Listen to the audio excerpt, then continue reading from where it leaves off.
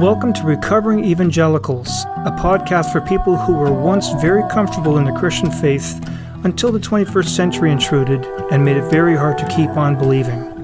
I'm your host, Luke Jansen. And I'm Scott Dyer.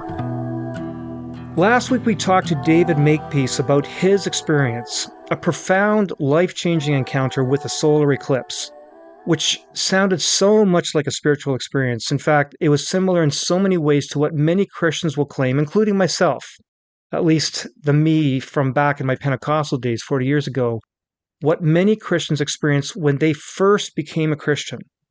The stereotypical life change following many a typical revivalist church meeting at which one is said to have been born again. If the listener hasn't heard David's story, I highly recommend you go back and do so before you listen to today's episode. It just puts this whole discussion into context. So, Scott, how about your own? Your religious conversion, was it a very emotional or was it anything like these awe experiences that we've been talking about? Yeah, it's interesting. I was adopted to some extent by this Christian family, lovely people, and one of their sons got me to kind of say the prayer. That was not a particularly emotional experience. I said the prayer. I did feel at the time like I had kind of crossed some threshold that I had made some sort of decision. But no, that wasn't particular. But a little bit later than that, during kind of a presentation and kind of out of the blue, I did have a pretty deeply emotional experience. And that really, I would boil that down to a feeling of overwhelming love, that I was loved, which is something that I was really struggling with and frankly have struggled with my whole life, as I think many of us do, right? But just an overwhelming sense that I was in fact loved by God. That's how I would describe that particular experience. And then it was a whole reorganization of your priorities. You talked about going to seminary, but that was very shortly on the heels of all that. That's still a few years later because there were many ups and downs. But yes, it did. There was a new kind of orientation, and then eventually through a series of different things, because I kind of what we like to call backsliding, right? So it wasn't a smooth. I went back to old habits at times and stuff like that, But there was another climactic moment, but it wasn't so much of an emotional experience. It was different. But basically, where I made that kind of decision that I wanted to change direction in my life, and particularly help other young people who were struggling with the same things that I had struggled with. Okay. Yeah. So some of the similarities between the overwhelming experience that David had with his first solar eclipse and the brand new Christian coming back from a revivalist church meeting, some of the similarities include the two basic ingredients that psychologists look for when they study the emotion of awe, and also the physiological and the cognitive responses that the state of awe evokes in humans. We talked about all of this last week. We're not going to go through that again, but I'll just quickly list the basic points that you need to remember. Just a reminder that the two basic ingredients are, first, a perceived vastness related to either the immense size or the complexity or the beauty of the object or the prestige of the person. And then second, the felt need for accommodation, meaning one's mind has to be blown. You need to reconfigure your mental structures pertaining to that object or person. A whole new definition for what is big or complex or beautiful. It's just kind of interesting that it's often described by religious people as receiving sight, like I was blind, but now I see and so on. Yeah. I love the story about the Buddha and his disciples apparently come to him and he looks a little distraught and so on. And they say, what happened? What's wrong? And he just looks at them and says, I'm awake. All of a sudden, he's made a connection to something. That language is fairly universal amongst religions, Right. Yeah.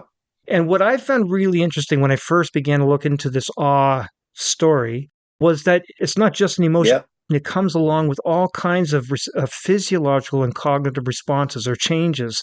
Again, we talked about this last week. There's altered breathing, either an increased rate or maybe you gasp. There's elevated heart rate. There's goosebumps, the hair on the neck being elevated. And again, the cognitive responses, the sudden perception of feeling very small, or sometimes oneself, one's being, your soul dissolving away, as well as a heightened perception of being connected to people, to humanity, or more connected to the universe itself. That was David Makepeace. or, again, more connected to God, the religious Yeah. experience. And what often comes out of these experiences, especially the more unusual or extreme ones, is a change in one's worldview, a complete reorganization of life goals and priorities. As we've been talking about the subject, the other thing that come to my mind is the whole research into NDEs, these near-death experiences. And again, you hear the same kind of things from these folks who experience these things. And again, there's often cases, there's a reorientation of their whole life. They're no longer afraid of death. Their priorities change. And then another thing that's been much of the news is the use of pharmaceuticals. Psilocybin, is that how you say that? Psilocybin. Psilocybin, there you go. Right. I'm dyslexic when it comes to hallucinogenics. But yeah, so the idea, that apparently they feel this could be a real effective therapy for people. And it's the same thing. They have this overwhelming experience of connectedness and so on. And, Right. So really interesting how from so many different angles this comes. All right. So I also had this sense that this experience that David has was very much a life-changing experience that looks so much like a religious experience. And that's why I wanted to talk to these two great scholars, one a theologian and the other an experimental psychologist, both of them Christian and both of them having PhD training in the psychological sciences. On the one hand, we reached out to Dr. Kutter Callaway, who has a PhD degree in theology and a second PhD in psychological sciences. He's the Associate Dean of the Center for Advanced Theological Studies and Associate Professor of Theology and Culture, both at Fuller Theological Seminary. And on the other hand, Dr. Justin Barrett, with a PhD in experimental psychology and 120 scientific publications to his name, most of which look at the science behind religion. He has millions of dollars in grant funding and many awards and fellowships, recognitions, and distinctions. He's been on faculty at Oxford University, at St. Andrew's University School of Divinity, and more recently at Fuller Theological Seminary. And then just a few years ago, he left academia and founded Blueprint 1543, an organization that seeks to foster engagement between the sciences and theology. So, gentlemen, welcome to the podcast. Thanks for having us. Thanks. It's good to be here. Great to have you. Justin, we've had you on the podcast before already, episode number 78, and we got to know a bit about your story at that time. But Kutter, you're new to the podcast. Why don't you tell us a few things about yourself, your journey that brought you to being Associate Dean at Fuller and so very much interested in theology and culture? Well, the long story short, or the long story long, is I was born and raised a CPK, a church planner's kid, and was part of the Southern Baptist Convention, actually, and initially went into pastoral ministry out of college and was, as the family business, I started planning churches. It was, in that time, we were kind of a bunch of Gen Xers who were getting disenchanted with institutional religion, but we loved Jesus, coffee, and rock and roll. And so if you put those in a blender, that's the churches we were leading.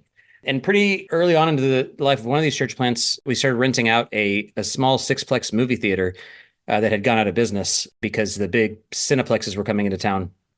And so I started the youth ministry there, and we had worship services in the, Theater 5, we'd call it, the big theater, and a big giant 60-foot screen behind us. So we couldn't help but interact with film and culture and contemporary media as a part of our religious rituals.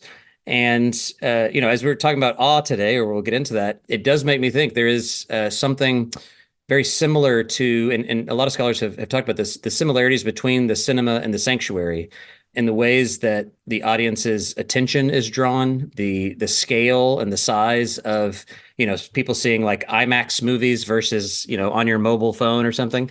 And a lot of that is actually in play in a contemporary, modern, and even pre-modern worship spaces. So all of that sort of mixing and merging got my interest flowing in terms of a theological engagement with culture, pursued postgraduate education in it. And where I came to know Justin, who is my primary mentor for my psych science PhD, when we were both at Fuller together, was because I can say all I want about the awe-inducing or spiritual nature of going to see a movie, but a lot of the colleagues that were doing things in theology, arts, theology, culture, were making some really big claims about what was happening. And I said, well, how do we know?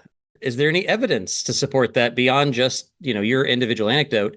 I said, The psych sciences have some tools for us to measure that. And so the way that I forced Justin to supervise my work was I became his student and wrote a grant to get the PhD funded, and the rest is history. So that's kind of my involvement going from local life, religious life, to kind of research interest in culture, and then specifically culture and the sort of psychological dynamics of it. And Justin, you're still with Blueprint 1543. Maybe remind our listeners what that's all about and what you're doing with that more recently.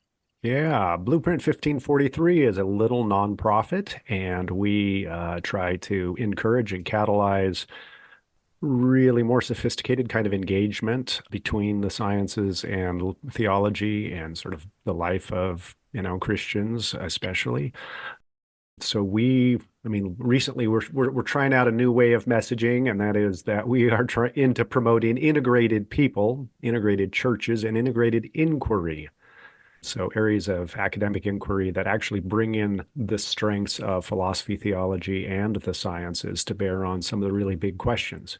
And then as science-y people who are sort of have affection toward the sciences, how do you also make sure that your worldview and your work as a scientist are well integrated so that you're a whole person in those spaces? So those are some of the things that we're interested in doing and interested in promoting. Okay, very good. Now, Scott and I have already spent quite a bit of time talking about awe and hearing from David Makepeace about it, but now we need to get both of your expert opinions on this. So why don't we start with your own definitions of what this emotion of awe is all about? How do you identify an awe response? What characterizes it, not just psychologically, but even physiologically? Yeah, so the specific research I've done with awe kind of breaks down into a few different categories. One is the more sort of philosophical take, sort of riffing on a post-Kantian notion of the sublime or the numinous. Edmund Burke did some work on this as well. And I've actually used, probably more than anything else, Rudolf Otto's categorization of the numinous, which is sort of a uniquely religious experience that is general across different populations, according to him. Is characterized by what he called the mysterium tremendum et fascinans, which is this really compelling, terrifying, amazing, alluring, overwhelming thing that's happening all at once. So it's not just straightforwardly a religious and sort of sense that like, angels or something like cherubim strumming harps, but it's actually a little bit scary. It's overwhelming. It brings you to the end or the limit of yourself. And so philosophically, that's the sort of conceptual scaffolding that I use. But then in terms of empirical research, there are some specific awe scales that tap into some of these sort of submeasures. And that's usually characterized by a few different dimensions. The one that I prefer has about 6. And those go along the lines of awe involves a sense of altered time perception. So time gets out of whack, a sense of self-diminishment. So something is greater than me. A sense of connectedness. So it's not always awe, up and down, but awe out beyond myself. I'm connected to other humans, other people. A sense of vastness. So, the ocean maybe is a vast presence. Physical sensations like goosebumps, tingling of the skin. And then lastly, what's called a need for accommodation, which is essentially my sort of cognitive schema are disrupted and I have to readjust to fit whatever this experience that I didn't have any sort of prior capacity to understand has to accommodate to that. So both philosophically and then empirically, that's kind of how I personally conceive of awe.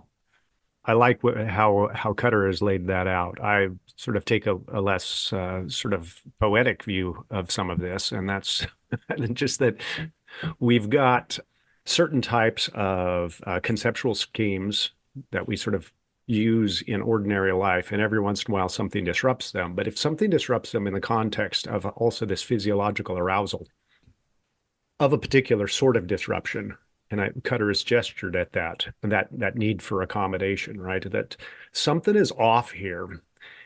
And then I'm sort of amped up physiologically as well in that something is off here. Now I have to figure out what to do with that. And I like that Kutter emphasized these different dimensions because I suspect they're actually we might think of awe, not only is it a complex emotional and sort of conceptual space, but it probably has sub-varieties. It's almost like it's a family of feelings.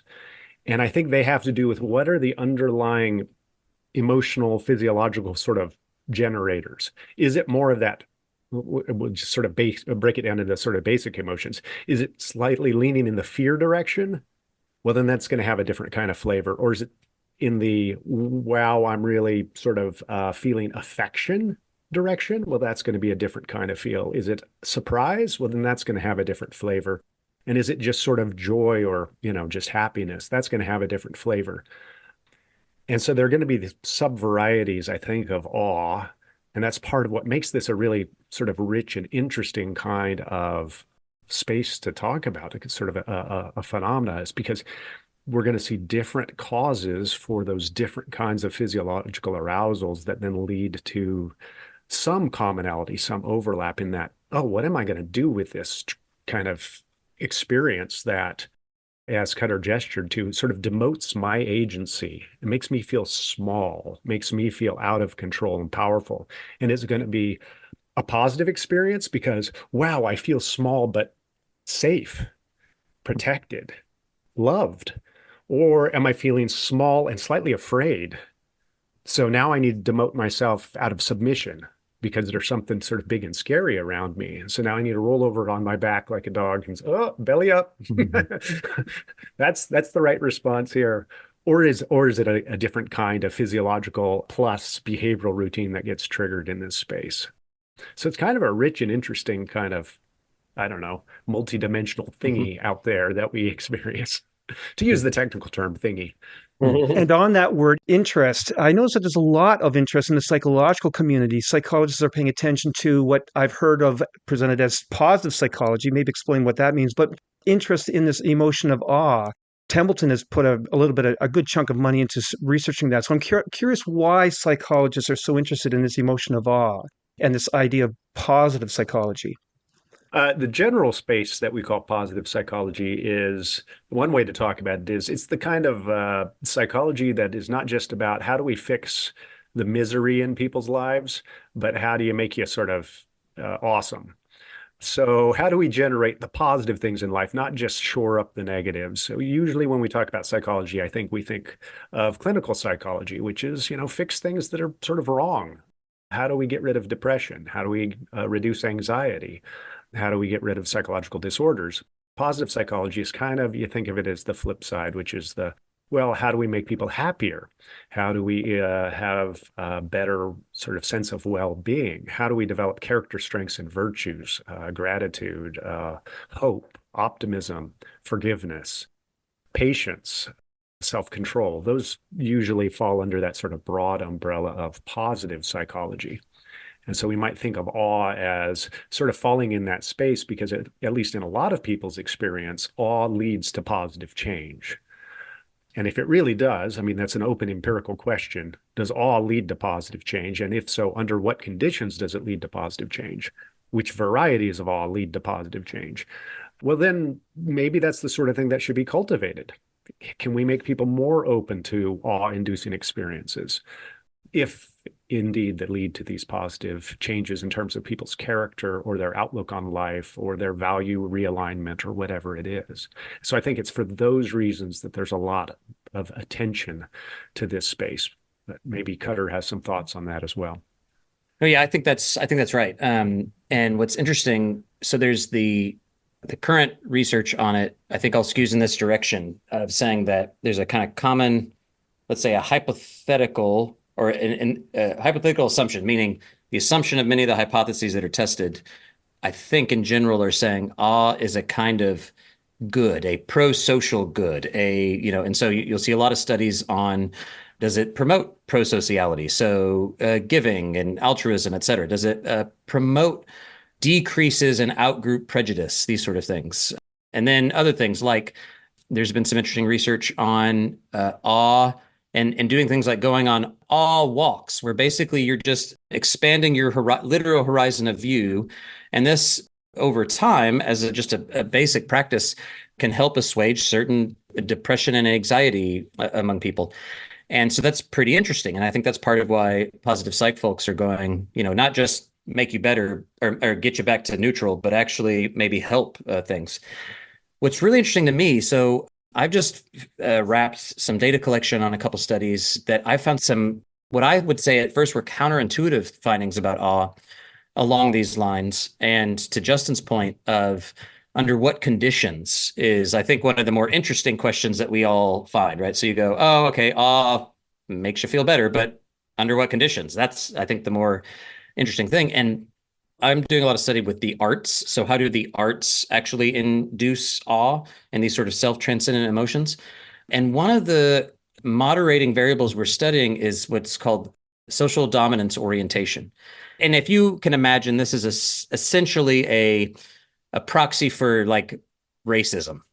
So if you're high in social dominance orientation, you're kind of probably a classical racist, and low meaning you're not. Okay. And some studies are saying if you can increase awe, the greater increases in awe, the lower in your social dominance orientation. So it actually helps you feel better about other humans, regardless of their group or your group, right? Like that would be good. And that's true to a certain extent. What we're finding, or what I'm finding in these the sort of early data analysis, is that actual social dominance orientation moderates how awe functions relative to other groups. So here's what I mean. If you come in to an experience, an artistic experience, religious experience, and you are high on social dominance orientation already, what awe does is actually increase your prejudice toward outgroup members. If you're low on social dominance orientation, then awe actually decreases your prejudice toward outgroup measures or outgroup persons, which I at first was like, that doesn't make any sense. Why wouldn't awe just decrease prejudice? Like, why wouldn't it just naturally do that? And I started thinking through, well, what are some of the real world examples that we might have? And you could think of, let's say, a group of neo-Nazis, right? Gather together. And what they do to actually enhance in-group solidarity and actually enhance out-group prejudice is they gather together and they ritualize things, and they use music, symbols, a lot of the same ritual elements to induce what I would say is awe before a kind of ideology, right? And so I started thinking like, oh, well, that makes some sense. You can actually invoke awe and have it produce certain things depending upon the conditions that might seem counterintuitive. So there's both this positive psych thing that we go, yeah, awe is a good, but I always want to caution, it's a good under certain conditions. Depending upon kind of what you are saying, what your kind of end game is, it's not just a naturally arising good that happens in the world. And so I think that's some of the reasons why positive psych folks are really interested in it. But the research is saying a variety of really interesting things. Okay. Now, everything we've been hearing you say so far is awe in humans, but we know that animals, a lot of animals can have emotions too. We can recognize happiness or fear, sadness, gratitude in dogs, dolphins, and other animals. So, do we have any reason to think that animals can also feel awe? Given again that you can measure awe not only behaviorally in asking questions, but you can measure heart rate and breathing rate, for example, and goosebumps. So, do animals have awe? I'm doubtful. And the reason I'm doubtful is, at least if we circumscribe awe as around this idea of a need for a mental accommodation, there's this heavy conceptual component to it that I have my doubts that most animals have. What they may have are some of the constituent parts of awe, like this sense of needing to feel small, or, I even referenced earlier that sort of dog rolls over on its back, turns its belly up. It's a submission gesture. Well, is that all? Well, we might just say, no, that's submissiveness. But what's weird about humans is we can feel submissiveness in the face of an equation, or submissiveness in the face of mountain grandeur. That isn't bullying us. It's not trying to push us down. There's this heavy conceptual component that I'm seeing something visually that is not an immediate threat, for instance, that is not a dominant, and yet it's triggered a conceptual move in us that says, oh, wow, I'm small in this space. I need to scale myself back and sort of demote my agency in this. So there's some overlap between what we might see in animals, but I have my doubts that they have all of the constituent parts and can put them together. In fact, I suspect the reason why there's so much research on this, even in humans, is it's not that common in humans. Some people just kind of don't have these experiences very often. And that's why we pay attention to when they happen, because they're kind of unusual. So, but that Okay. would be my view on it. But it's an open empirical question. Okay. So then, if it's such a uniquely human thing, why might we have evolved that, or why might we have been given that, depending on whether you want to speak to an evolutionary mechanism or a creationist mechanism? Right, right. Or it could even be some kind of a byproduct of other things that are going on, right? That it's not an adaptation necessarily, but it's a byproduct of these other adaptations. So once you get the certain kind of conceptual stuff that we have, the ability to reflect on our position in relation to other types of stuff, and I've got these older kinds of affective and behavioral routines, it might just so happen that they can, under certain conditions, trigger these things that we call awe.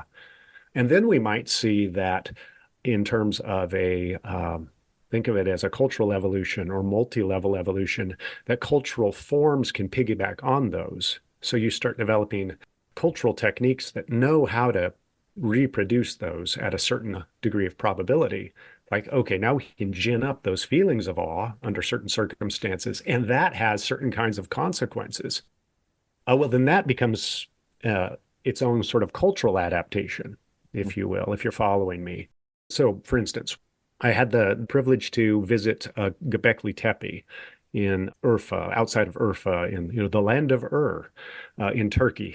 All right, this is Abraham's homeland, and Göbekli Tepe is often billed as the oldest temple that we've ever found. I think it dates to about 10,000 years ago. And it was a semi-subterranean kind of structure up on a hill with all of these slightly anthropoid, human-shaped monoliths. And in the middle is these enormous monoliths with huge heads, arms, carved belts, and things like that. No faces, which is interesting. And you could imagine being in this space, dark. You had to stoop to get in here. All of these carvings, maybe there's sort of torchlight or something like that. It would have been I don't know, a really eerie experience at least. But then what shocked us after seeing all of these marvelous monoliths is that the lead archaeologist told us to actually strike one of the largest ones in the middle of the room.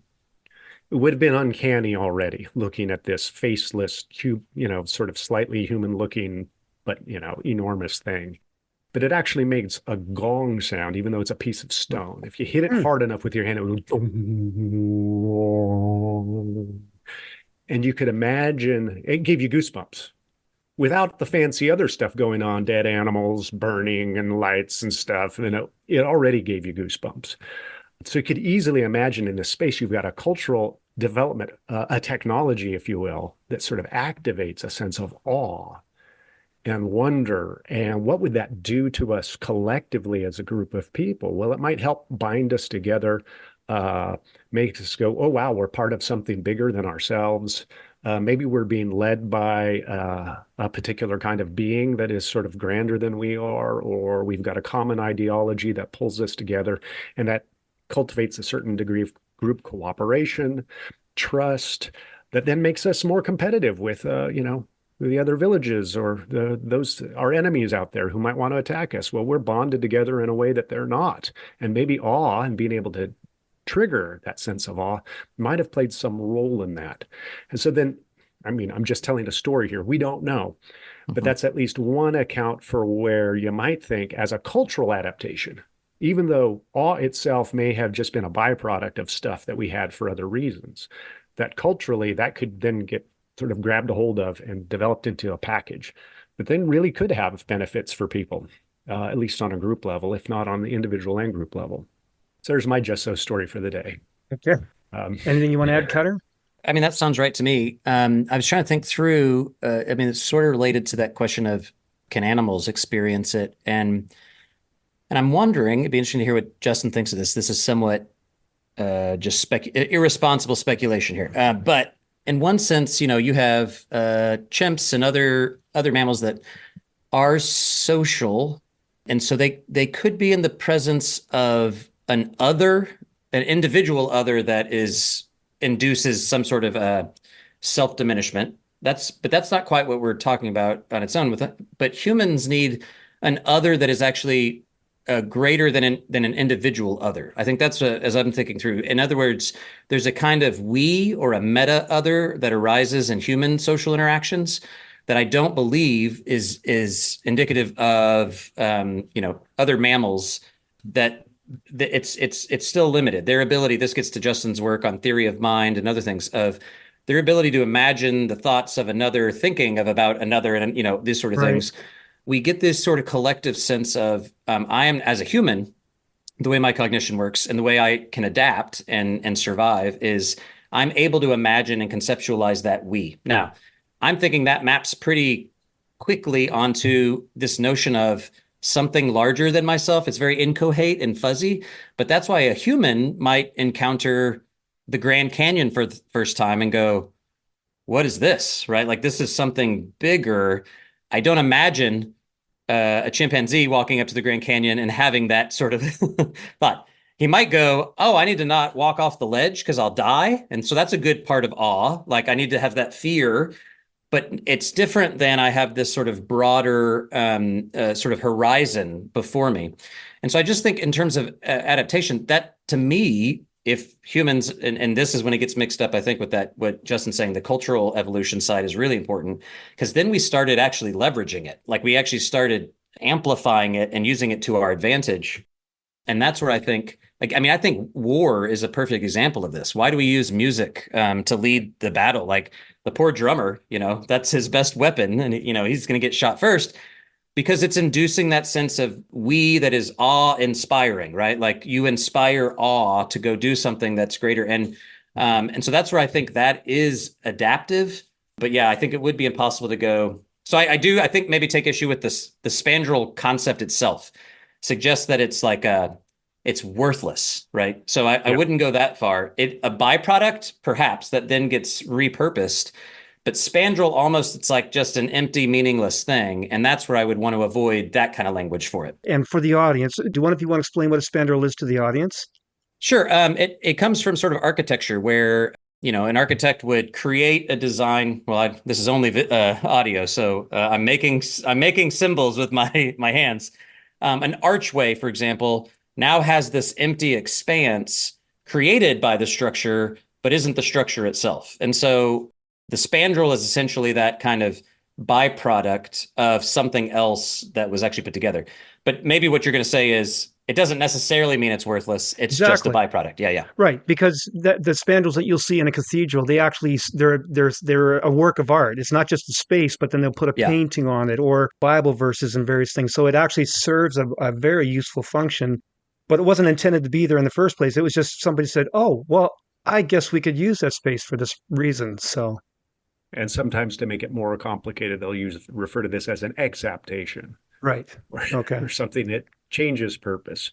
Kutter, your reference to the other animals did make me think, and I suspect some listeners will they'll know about the chimpanzee sort of rain dance, as it's been known, where chimpanzees, that's a pretty sophisticated animal, seems to go into a certain kind of display that sometimes is called a rain dance. It's a dominance display, but it can be triggered by waterfalls or other sort of grand things.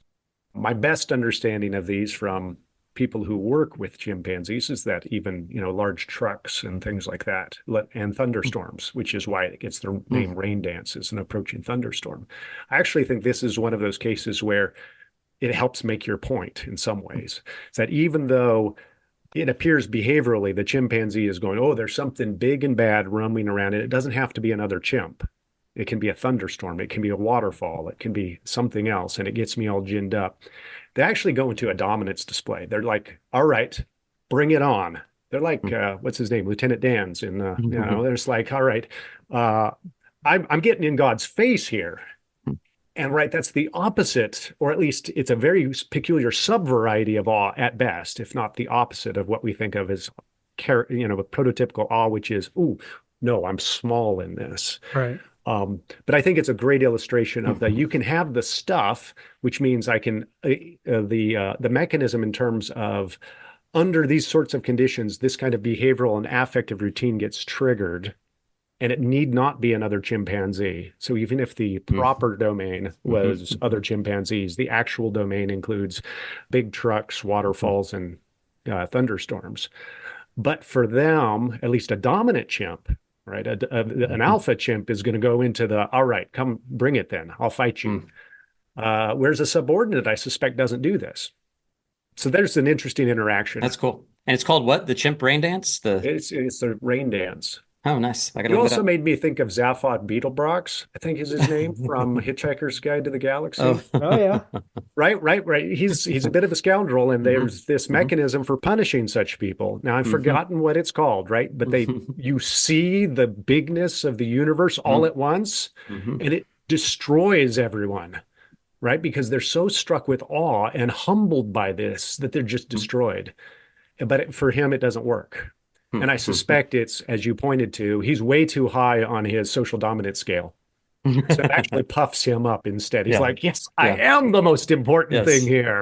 Yes. In the face of all, I'm the most awesome thing.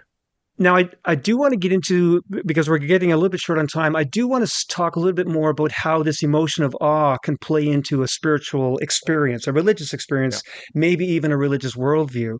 We can talk generally about that for a short while, but I've got two specific cases I want to get your thoughts on. I mentioned earlier intelligent design and deconversion, but maybe first we'll talk generally about how it plays into a religious spiritual experience and worldview generally. I can give you a story too. When I was doing youth ministry, I was part of a summer camp where we took a bunch of kids up into the Rocky Mountains, and we're climbing one of these 14,000-foot peaks. And one of the kids who was with us, let's call him Bob, he really didn't want to go. He's an out of shape, overweight kid, and he and his best friend, they're sort of bringing up the tail end, but I had a little bit of a relationship with him for the past year. And so his best friend and I, we're really encouraging Bob to keep going. No, you want to do this. No, you don't want to turn back. And it was rough. The other 400 kids have reached the summit before we have because he just is huffing and puffing. He is swearing at us. The expletives were astounding. The choice words he had for us. As soon as we got to the summit, and he looks around at all of the collegiate peaks there and all of these other mountain peaks, the first thing out of his mouth was, God's awesome. And this is an atheist kid. This is the first thing out of his mouth. And so in that moment, it sure looks like those moments where, does he have the physiological arousal? Absolutely. His heart rate's already up. He's breathing heavy already. We've got that kind of physiology thing going on. And the vastness and the beauty is just overwhelming, right? Your smallness in relation to this, and it did something to him in that moment. And I think, so, I mean, this is the prototypical mountaintop experience, literal mountaintop experience. But I think it's easy for us. So the scientist in me goes, okay, yeah, I think I've seen this. I've witnessed this. But the scientist says, yeah, but how common is this really? And how many awe-inducing experiences do we have that actually don't lead to any lasting change? I suspect there's another component that needs to be there, at least another several components that need to be there. And part of it is having a conceptual frame that is inviting a certain kind of religious interpretation on that experience of awe, right? So he is also surrounded and has been hearing about, the gospel of Jesus Christ through the week. And so he's kind of primed already conceptually. And the other thing that we have found in some of our research is kids who are going to these camp experiences, whether they're climbing mountains or serving in orphanages, it seems that what sort of sets them up for this kind of a conversion experience that lasts is also the conceptual state and maybe affective state they're in before they go. Do they, in their lives, have clarity of meaning? Do they have meaningful day-to-day goals that sort of support each other? Or is their life kind of a spaghetti mess where I have all of these drives and goals and stuff, but they kind of conflict or they just don't go together well and they lack coherence? And so I'm really, whether I know it or not, I'm dissatisfied with where I am in my life. I need something that helps realign all of that mess of what my life is affectively, but also conceptually. How do I line up all of my goals? Well, under those circumstances, it sure looks like then these awe-inducing kinds of experiences can lead to lasting change, religious conversion. That at least appears to be a really important component. So awe, yes, but awe under what kind of other psychological context seems to really matter, whether it's going to be a religious change that matters, or was that just a cool experience that maybe I forget about 5 years from now, and it didn't do anything to me. Okay, Cutter? Just for sake of time, I want to make sure I hit the nail on the head. What can you clarify what the question is? Is awe just related to spirituality? Is that the question? Or is it more you have a case in mind that... Well, I did have a case in mind. I thought I'd give you both the opportunity to talk about this generally, but I'll jump ahead to the case studies. We did a number of episodes talking to intelligent design proponents, and I'm not going to dig up all of that. We're not going to talk about intelligent design itself, but I was just curious. One thought that I had, why are they so committed to this worldview? I wondered if it had to do with awe, because I just wondered if, they're so, I'll use the word gobsmacked, but I don't mean to be insulting, but they're so awestruck by the astronomical improbabilities of evolution. All those tens followed by dozens or hundreds of zeros, they often refer to that. And it involves, when they grapple with the data, involves accommodation of mental structures leading them to design, leading them towards the whole design or theistic explanation. So I just wondered if that was the whole emotion of awe is partly why they're so, they build this worldview. The second case study would be people who deconvert, people who say that, they've been in evangelicalism, they have to put it behind them, but they still want to hang on to this label, spiritual but not religious, because they feel a whole new appreciation for nature, for beauty, for humanity, more than they did before. And I just wondered if this is also awe working through them. Yeah, that's good. That's helpful for me to think about it. I think probably you're right to a certain degree in both cases. That, I mean, I will confess I'm not an ID person. On the science side, I find the intelligent design argument sometimes flimsy or a just so story.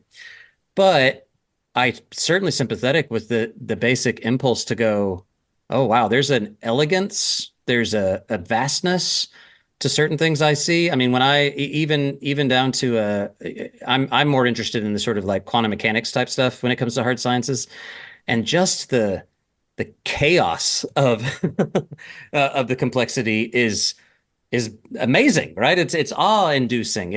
And I go, it's hard for me to step back, and I'm with it and just go, it's all just random collision of atoms or something, and we don't even know if it's even atoms at this point. It's neutrinos or something small, So I'm sympathetic to that impulse, and I think it probably is a kind of base level what you were getting at some of Justin's work, this promiscuous teleology, right? That we want to and naturally are inclined to see purpose in things, not purposelessness. And I think you can read that in one of two directions. You can read it in a theistic way or not. And if I come at it from a framework of at least theism, let's say, it would make sense that people and creatures who were designed by a creator would think there's a purpose to things. That would make sense, right? So I don't think it works to simply say, if your starting point is there is no purpose and it is random, well, you can't even entertain that idea. So I really don't want to poo-poo intelligent design in that impulse, but I would think there is something there. I also think it's a little bit, though, it has nothing to do with awe and has a little bit more to do with a kind of, at least the encounters I've had, a kind of rigid biblicism that isn't always helpful. And so they're trying to turn the Bible into scientific data, an hypothesis engine. And I don't think that's what it is, but I know that's for another podcast episode. The spiritual but not religious thing is interesting because I think you're right. I think that at the end of the day, people are going, I feel for whatever reason, constrained by, unsatisfied, disaffected with the kind of what seems to be arbitrariness of some of the rules and hypocrisies that come from those rules within this tradition. But my heart language, right? My deep-seated sensibilities of being a body in the world are so shaped by this connection to others, this connection to my environment, and this connection to something beyond myself. is still deeply meaningful. And so where can I go get that? At least in contemporary Western society, communing with nature is one of those. Now, I will say that as someone that was raised for a chunk of my life in West Texas, and you get the Wendell Berries of the world and whatnot that are talking about these romantic notions of nature, and I go, I've lived, my grandmother was in the Dust Bowl in Amarillo, Texas, in the Depression, and that is a harsh, harsh nature. So even what we think about like communing with nature, I think is contextualized in these sort of senses of, in some ways, it's a convenient, romanticized view of what that means. But I think that's what it is, that I go and I experience something bigger than myself, and I'm not encumbered by all the problems of dogmatism. I personally now think there's some problems with that too, but I think that is psychologically and at least sociologically a lot of where I think people are going right now. Justin? Yeah, no, that was good. If we take a sort of a baseline that at least some percentage of the population are sometimes going to have these awe-inducing experiences when they examine nature, when they're considerate, whether they're a scientist or not. The natural world is full of astounding complexity and beauty and grandeur, and that's going to, at least at moments, sort of move us and confuse us and perplex us. And it's going to leave us trying to figure out, how do I make sense of my place in this space? Well, and then we're offered different conceptual frames for making sense of that. Some scientists, right, they'll go even deeper in that, and then they're going to see different layers that ordinary folks are not going to see in the elegance of certain kinds of equations in mechanics, or in the complexity of the cell and what's going on inside of organisms and so forth, and in ecosystems.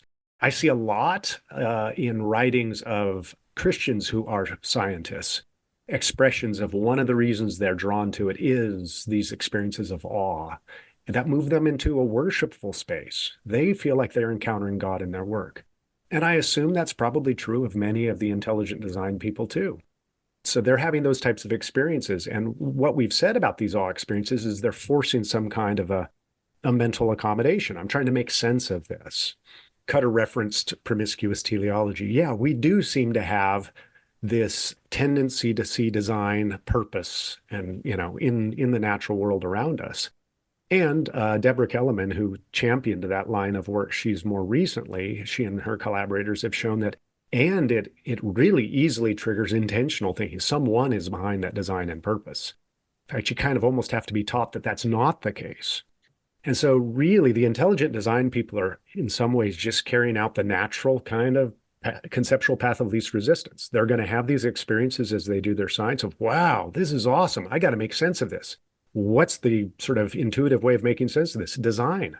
Someone designed it. And they're, of course, coming to this with some kind of a theistic backdrop as well. And I think Cutter's right that the concern there often is that they're bringing a certain type of theology that doesn't accommodate quite as flexibly the idea that God works, is not just the creator, but also the sustainer, and works through creation at every moment. And so could God work through an evolutionary process? Why not? And those who have no faith or who have left the faith, I think Cutter's diagnosed this right. There are lots of reasons to be disenchanted with institutional religions. I think we all experience those if we're honest on one point or another. There's something sort of liberating about, well, I don't need that. I can leave all of that and still get the good stuff. I'm still going to have these experiences of awe in nature. But now I need a new conceptual frame for making sense of them. And interestingly, I think this is leading to neo-paganism, right, being on the rise as well. So that's one of these sort of big so-called deconversions. And a lot of the nuns, they're really neo-pagans, and other kinds of naturists and so forth, natural spiritualists. As we've seen theism of the traditional sorts decline in many European countries, we see a corresponding sort of increase in these sort of neo-paganistic kinds of ideas. And I think it's because there's still that natural human drive that's looking for, how do I make sense of these awe experiences that are triggered by the beauty, vastness, and complexity of nature. Okay. Folks, we have come very close to the end of our time. We have about 6 minutes left. Is there anything else that we haven't talked about that either one of you thinks, okay, we really should put this on the table as well? Anything that needs to be said yet? Or a summary statement? I don't know if this is a summary, but this is just a nit that I like to pick. And it's called social grooming. That's right, social grooming. So I don't want to be too hard on the intellectual design folks. So I think I'll turn my gaze to the anti-religionists among the scientific community. And I've never fully understood this argument, and this relates to awe, because on the one hand, you'll hear, and a lot of this is in like more in like the new atheist movement and whatnot, and I think their time has waned. But this idea is still in there that you religious, you theists, you think too highly of the human. Don't you realize that the universe is vast and the cosmos couldn't care? You're just a little blip of a speck of whatever. You need to be humbled, right? And that's invoking awe as a way to discredit a sort of anthropomorphic or the Anthropocene, right? Okay. But then at the same time, those same people will say, you Christians think there's a God in control of all of this. Like, look at, and so it's actually the opposite thing, that you should stand in awe of the amazingness of the universe, that and that science can discover and control some of these things, but we're being actually invited to worship's not the right word, but to stand in that sort of reverential awe before the vastness of the universe. And so I'm always like, well, which one is it, fellas? Like, and it's usually fellas.